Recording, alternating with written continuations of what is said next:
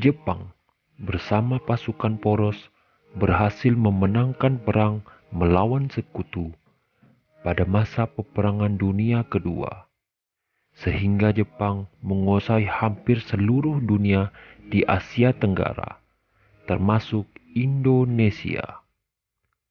Penguasaan terhadap Indonesia dibagi menjadi dua, yaitu oleh Tentara Angkatan Darat dan Angkatan Laut.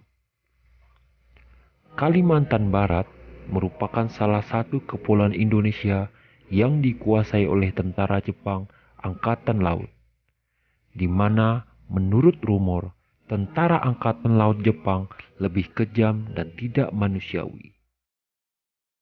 Kedatangan Jepang di Kalimantan Barat diwarnai dengan segelintir rombongan tentara masuk dan mencoba mengambil hati rakyat pribumi dengan semboyannya. Jepang adalah cahaya Asia. Jepang adalah pelindung Asia. Jepang adalah pemimpin Asia.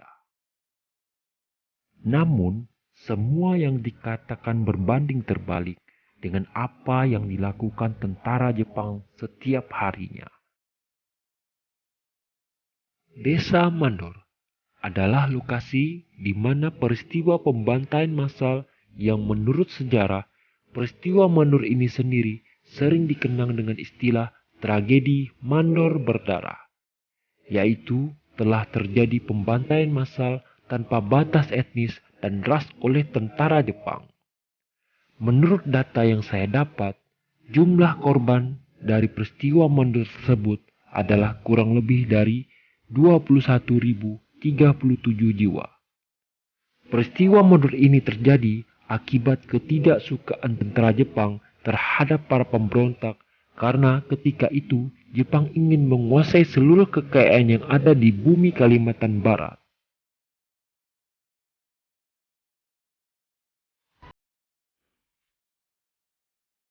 Karena rasa penasaran, kami dari tim Detektif 86 akan melakukan rekam jejak sejarah di lokasi makam tersebut secara langsung.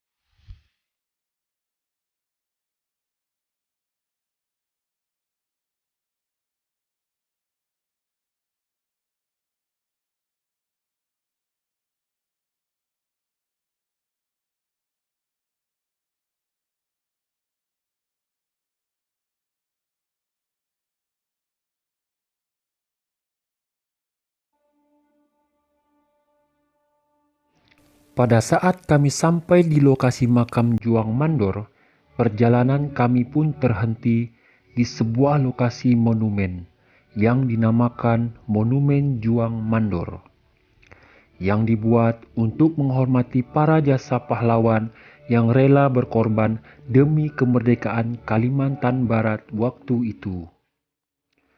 Monumen ini diresmikan oleh Gubernur Kalimantan Barat Kada Rusno pada tahun 1977.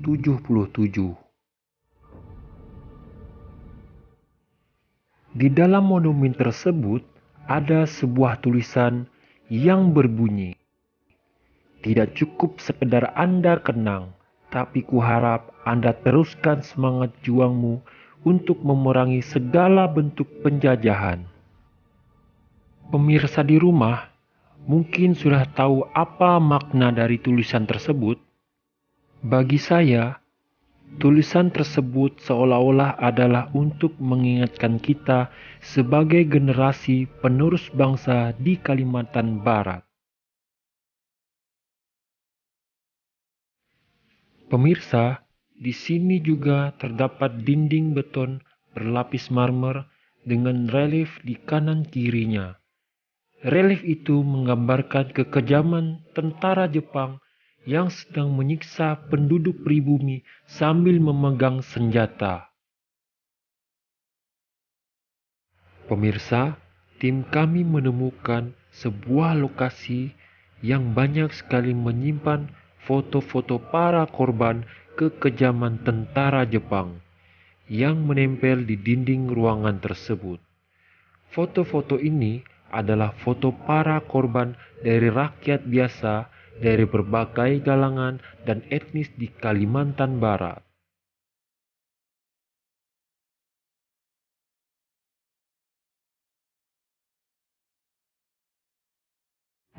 Pemirsa, saya beserta tim pun melanjutkan perjalanan menuju makam yang dimana terdapat 10 makam.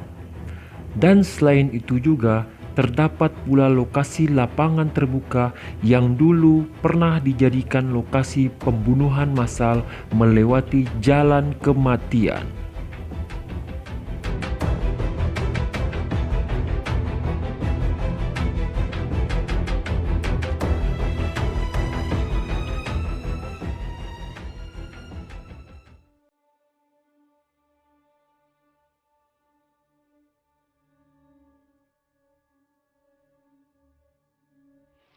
Pada saat kami sampai di lokasi, kami pun berhenti di salah satu makam, yaitu makam yang pertama.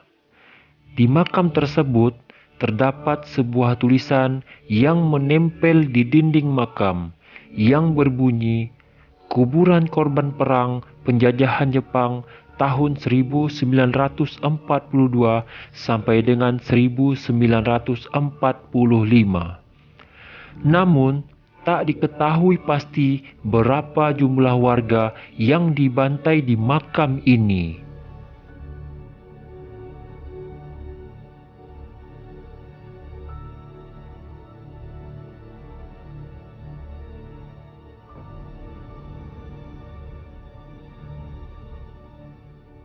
Kami pun melanjutkan perjalanan menuju makam berikutnya, yaitu makam yang kedua. Tidak jauh dari makam yang kedua, terdapat pula makam yang ketiga dan makam yang keempat, yang terletak berseberangan dengan makam yang ketiga. Makam-makam ini adalah salah satu saksi bisu atas kekejaman tentara Jepang waktu itu.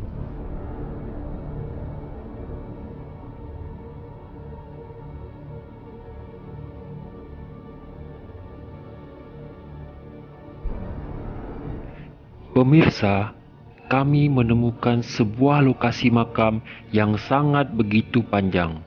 Makam tersebut adalah makam yang kelima yang kami tuju saat ini. Entah berapa nyawa rakyat pribumi yang terdapat di makam ini. Kemungkinan ada ratusan atau ribuan nyawa yang terdapat di dalamnya. Di sini, saya merasakan aura mistis yang sangat begitu kuat, sehingga membuat saya berjalan begitu jauh ke dalam untuk menyoroti makam ini.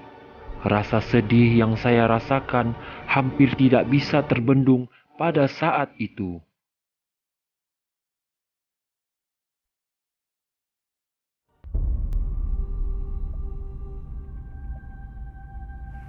Di lokasi berikutnya terdapat pula makam yang keenam, yang terletak tidak jauh dari makam yang kelima.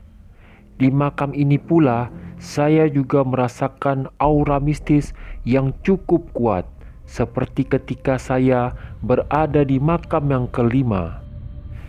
Di makam ini sama halnya seperti di makam yang kelima tadi. Makam ini juga sangat begitu panjang. Pertanyaan saya, berapa jumlah nyawa di makam ini? Saya pun berjalan menuju makam berikutnya, dan tim kami pun telah sampai dulu di lokasi makam yang ketujuh.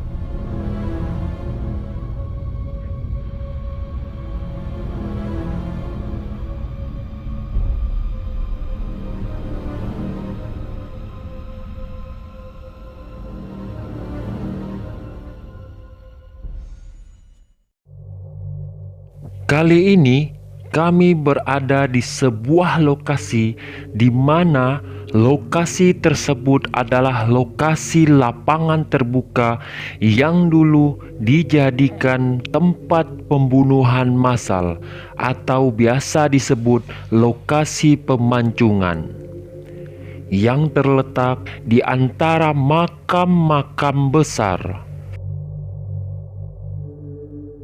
Lokasi inilah yang dipercaya sebagai tempat eksekusi satu generasi cendekiawan Kalimantan Barat.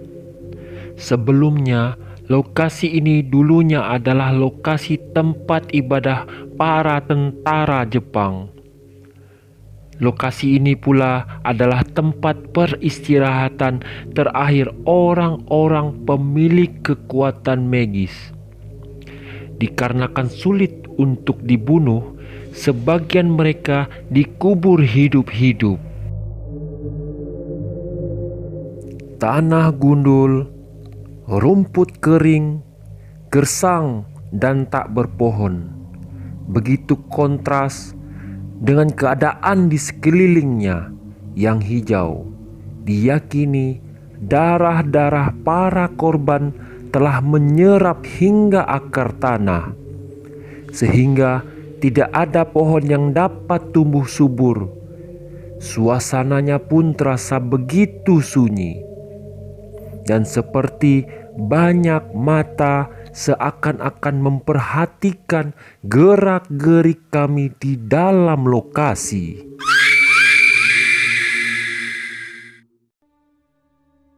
Di dalam situs makam Juang Mandor ini terdapat 10 makam besar, mulai dari makam pertama hingga ke-9, yang dipercaya merupakan makam rakyat biasa dari berbagai kalangan dan etnis di Kalimantan Barat.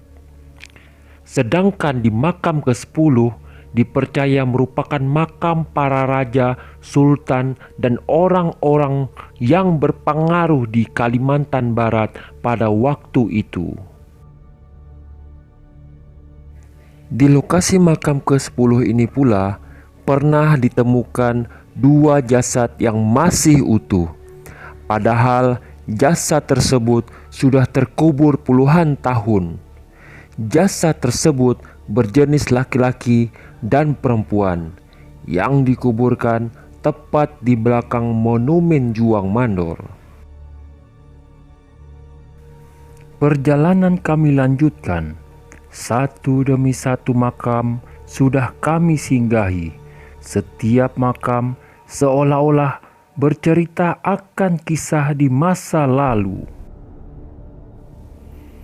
Kami pun sampai di lokasi makam yang ke-10. Dulunya, makam ke-10 ini bukanlah sedemikian rupa. Pembangunan makam yang berbeda dari lainnya menandakan makam ini bukanlah sembarang orang yang terkubur di dalamnya. Berikut nama-nama yang secara garis besar menjadi korban keganasan tentara Jepang kala itu.